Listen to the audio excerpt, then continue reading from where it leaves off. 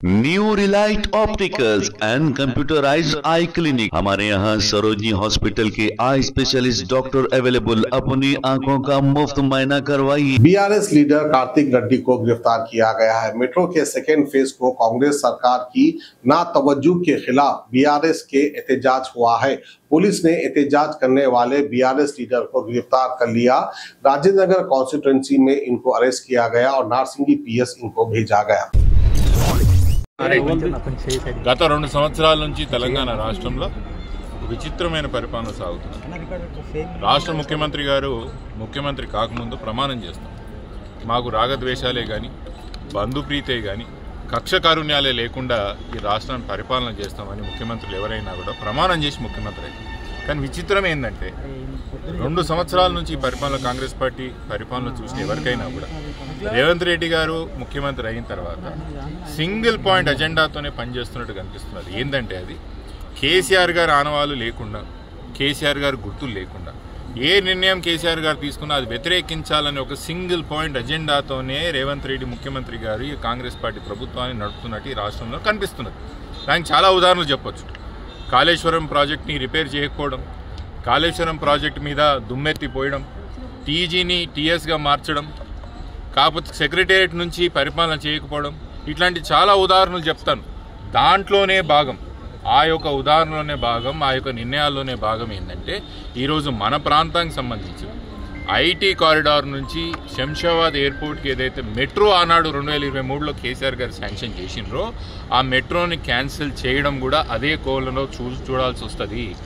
రేవంత్ రెడ్డి గారు, మీకు సూటిగా ప్రశ్న అడుగుతున్నాను.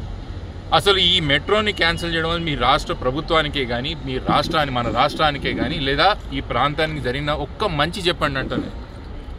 ఎయిర్పోర్ట్ మెట్రో ఆల్రెడీ 2023లో శాంక్షన్ అయిన మెట్రో టెండర్ అయిపోయింది, కాంట్రాక్టర్ వచ్చిండు, దానికి సాయిల్ టెస్టింగ్ జరిగిపోయింది, ఆల్రెడీ వర్క్ కూడా మొదలైంది. ఇక్కడ ఇది ఎలివేటెడ్ కారిడార్ కూడా కాదు, మన కేటీఆర్ గారు చెప్పినట్టు అట్ గ్రేడ్ అంటే గ్రౌండ్ లెవెల్లోనే ల్యాండ్ అక్విజిషన్ కూడా అయిపోయింది. దీన్ని సంపూర్ణంగా ఒకవేళ మెట్రో ఇట్లా కొనసాగించింటే ఇప్పటికి మనం అందరం మెట్రోలో సిటీ కన్నా పోతుంటే ఎయిర్పోర్ట్ కన్నా పోతుంటే రాయన్నూరులో అందరం. దీన్ని క్యాన్సిల్ చేయడం వల్ల ఏ ఒక్క లాభం జరిగింది ఈ ప్రాంతానికి, లేకపోతే మన రాష్ట్రానికి చెప్పండి ముఖ్యమంత్రి గారు అంట. ఏం లాభం జరిగిందంటే ఇవో మీ ఈగో సాటిస్ఫాక్షన్ జరిగింది, మీ అహంకారానికి మీకు ఆయుధం పోసినట్టు అయింది. దానికి తప్ప దీంట్లో జరిగిన లాభం ఒక్కటి కూడా లేదు.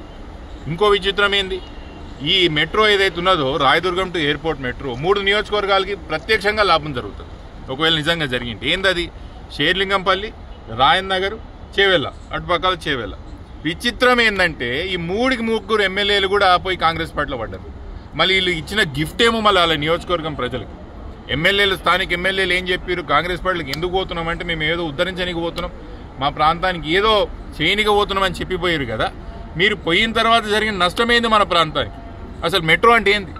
నిజానికి కూడా మెట్రో వచ్చింటే మన దగ్గర ట్రాఫిక్ పంచాయతీలు తగ్గుతుండే, ట్రాఫిక్ ఇబ్బందులు తగ్గుతుండే, మన రెంటల్స్ పెరుగుతుండే, కిరాయిలు పెరుగుతుండే, మన ఆస్తుల విలువలు పెరుగుతుండే, మన ఒక వ్యాపారాలు పెరుగుతుండే. ఇక్కడ ఒకసారి మీరు ఆలోచన చేయండి, మెట్రో క్యాన్సిల్ చేసినాక ఏమైంది మన ప్రాంతానికి? రియల్ ఎస్టేట్ పరిస్థితి ఏంది? ట్రాఫిక్ ఎంత పెరిగిపోయింది మన కాడ.